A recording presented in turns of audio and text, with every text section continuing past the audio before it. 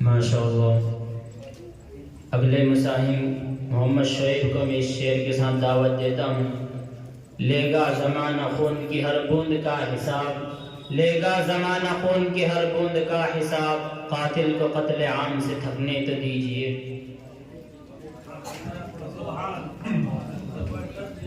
السلام علیکم ورحمۃ اللہ وبرکاتہ۔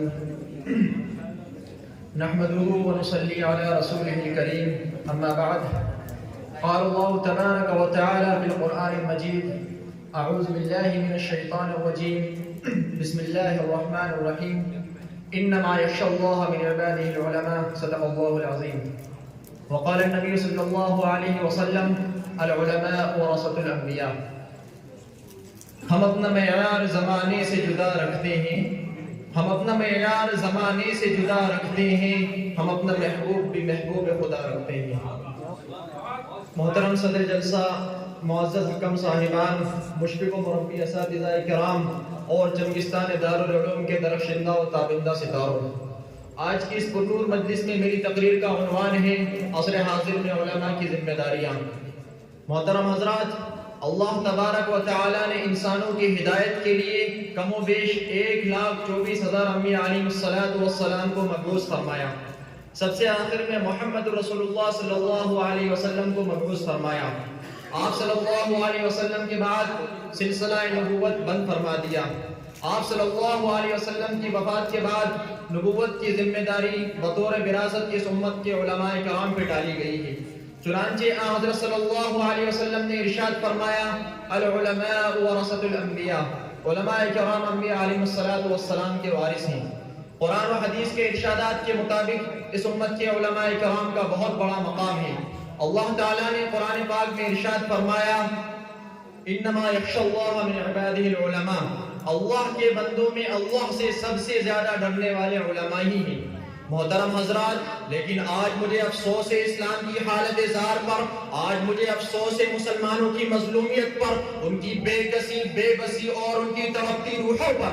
ایک دن وہ تھا جبکہ پوری دنیا میں ہر طرف مسلمانوں کی حکومت تھی، ان کا رعب و دبدبہ تھا، ان کی شان و شوکت تھی، لیکن آج انہیں ہمت کیسے ہو گئی کہ اسلام کی سب سے مقدس کتاب قرآن کریم پر ٹیکس لگایا جاتا ہے۔ کبھی سلمان رشدی کی کتاب شیطانی آیت پر سے پابندی ہٹانے کی کوشش کی جاتی ہے، کبھی بندے ماترم کا سبق سکھایا جاتا ہے، کبھی ننھے معصوم ذہنوں کو کفر شرک سے آلودہ کرنے کی کوشش کی جاتی ہے، کبھی مدارس عربیہ پر دہشت گردی کا الزام لگایا جاتا ہے، اور کبھی مذہبی تعمیر کی عمارت پر پابندی عائد کی جاتی ہے، اور کبھی لاؤڈ اسپیکر پر بیل لگایا جاتا ہے، اور اس سے آگے بڑھ کر مسلمانوں کے خون سے ہولی کھیلی جاتی ہے، مسلم بہو بیٹیوں کی عزتیں لوٹی جاتی ہیں، بے گناہ معصوم بچوں کو بموں سے اڑایا جاتا ہے، ان کے جسموں کو گولیوں سے جھلی کیا جاتا ہے، مسلمانوں پر ٹاڈا کا قانون استعمال کیا جاتا ہے، اور پوٹوں کے قانون سے انہیں دہشت زدہ کیا جاتا ہے۔ مسلمانوں، ذرا سوچو تو صحیح، آخر اتنا بڑا انقلاب کیوں رونما ہوا؟ ذرا اخبارات اٹھا کر کے دیکھو، آج پوری دنیا کے حکمران مسلمانوں کو ختم کرنے کی سازشیں اور پلاننگ کر رہے ہیں۔ ایک طرف بابری مسجد گرتی ہے تو دوسری طرف فلسطین کے مسلمانوں کے خون سے ہولی کھیلی جاتی ہے، ان پر ظلم کیا جاتا ہے، ان پر زیادتی کی جاتی ہے، ان کے جسموں کو بموں سے اڑایا جاتا ہے، ان کے جسموں کو گولیوں سے چھلی کیا جاتا ہے۔ اگر کوئی ظلم کے خلاف صدائے احتجاج بلند کرتا ہے، اگر کوئی ظلم کے خلاف آواز اٹھاتا ہے، اگر کوئی اپنے حق کا مطالبہ کرتا ہے تو اسے دہشت گرد کہا جاتا ہے، اسے بدنام کیا جاتا ہے، اس کے گھر کو بلڈوزر سے منہدم کر دیا جاتا ہے۔ اے امت مسلمہ کے پاسبانوں، اٹھو، تعصب ختم کرو، جمود کو توڑ ڈالو، اپنے اندر صلاح الدین ایوبی جیسی غیرت و جرأت ہمت پیدا کرو، خالد بن ولید اور محمد بن قاسم کا عزم و استقلال پیدا کرو، اور اعلان کر دو: الاسلام یعلو ولا یعلی، اسلام ہمیشہ غالب رہتا ہے، وہ کبھی مغلوب نہیں ہوتا۔ اسی طرح اسلام کے خلاف کوئی تحریک برداشت نہیں کی جائے گی، اسلام کے خلاف کوئی بات ہرگز نہیں سنی جائے گی۔ ہمارا جسم پگھل تو سکتا ہے، ہم بلال کے وارث ہیں، ہماری چمڑی اتر تو سکتی ہے، لیکن ہم کبھی مخالف اسلام طاقتوں کو برداشت نہیں کر سکتے۔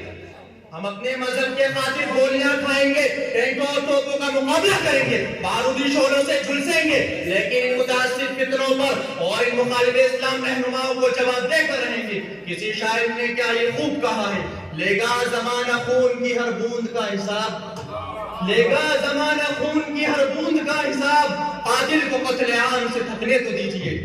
اے امت مسلمہ کے درد مندوں، آج ہمارے سامنے خطرناک چیلنج ہے، آج ہمارے سامنے وجود و بقا کی جنگ ہے، تہذیب و تمدن کی جنگ ہے، آج مسلمانوں کو شعائر اسلام پر باقی رکھنے کی جنگ ہے، ہزاروں لاکھوں مسلمانوں کے ایمان و عقیدے کی حفاظت کی جنگ ہے۔ اس جنگ کو اس وقت لڑنے کی ضرورت ہے، اور ماضی کی طرح اس کی کمان کو علماء کرام اور اہل علم کو اپنے ہاتھ میں لینی ہے۔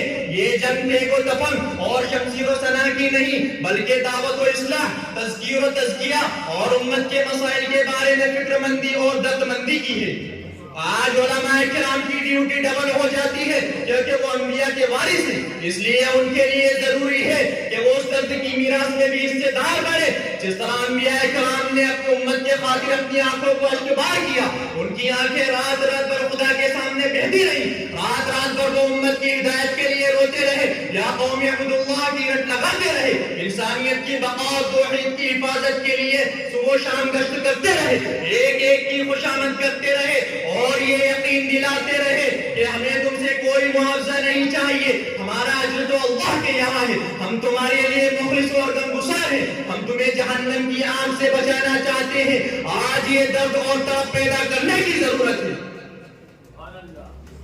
غرض یہ کہ ہم انبیاء کرام کے وارث ہیں، اس وقت تو ہم کو اپنی ذمہ داریوں کو اچھی طرح سمجھنا ہے۔ اب وقت نہیں ہے خانقاہوں اور درسگاہوں میں بیٹھ کر امت کی رہنمائی کی بات کرنے کا، بلکہ ہر طرح سے میدان عمل میں آنا ہوگا اور اسلام کی تعلیمات اور اس کے پیغام کو دنیا تک پہنچانا ہوگا۔ اب میں شعر کے ساتھ اپنی تقریر کو ختم کرتے ہوئے رخصت ہوتا ہوں۔ اٹھ کے اب بزم جہاں کا اور ہی انداز ہے، اٹھ کے اب بزم جہاں کا اور ہی انداز ہے، مشرق و مغرب میں تیرے دور کا آواز ہے۔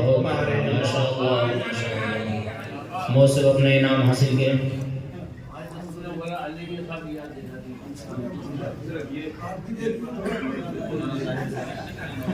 مولانا طاہر صاحب کی جانب سے قیمتی انعامات سے نوازا گیا ہے۔